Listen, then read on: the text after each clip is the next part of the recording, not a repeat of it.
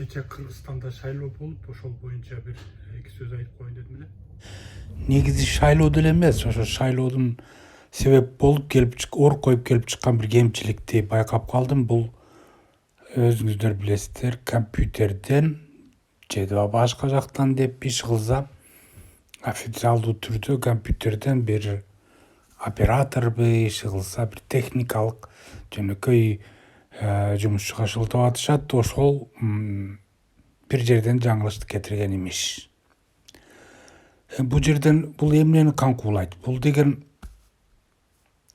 ал баланын кетирген кемчилиги бул жөн эле бир эле мөмөсү. Системанын тамырын көрсөтүп койду. Мунун тамыры деген коррупциянын бул жемиши, бир жемиши. Тиги бала бул колго түшүп калган эле. А мындай мөмөлөр деген канча жайнап жатат. Толтура да. Анан ошонун баарын тиги балага шылтаган болбойт негизи.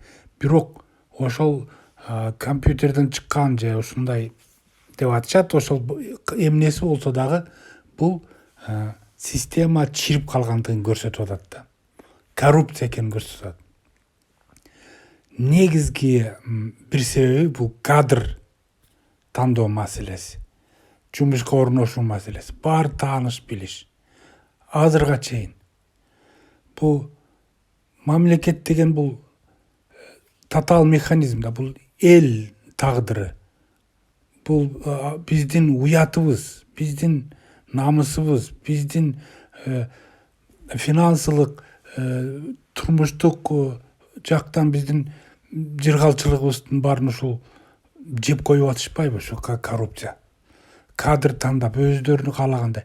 Бизде кандай кыргызды койбогун баары бир ал ошол коррупцияланган ушул система менен иштеп кетет да.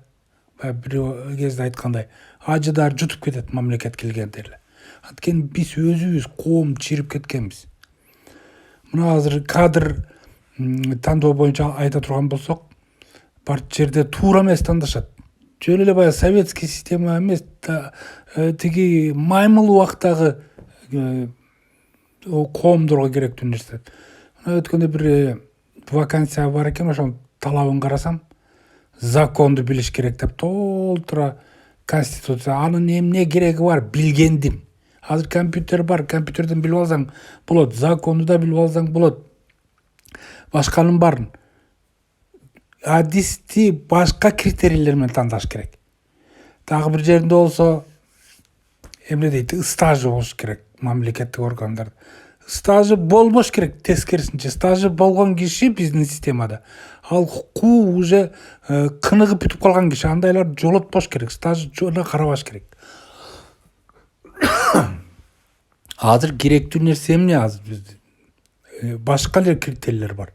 Ал адамдын жаңы турмуш талабына тиешелүү кириштер. Ал билгенин эч кимге кереги жок азыр. Анын билген да эмес, ал эски сактап калыштын текшеришип атат да. Конституцияны билесиңби, закондорду билишиң керек деп.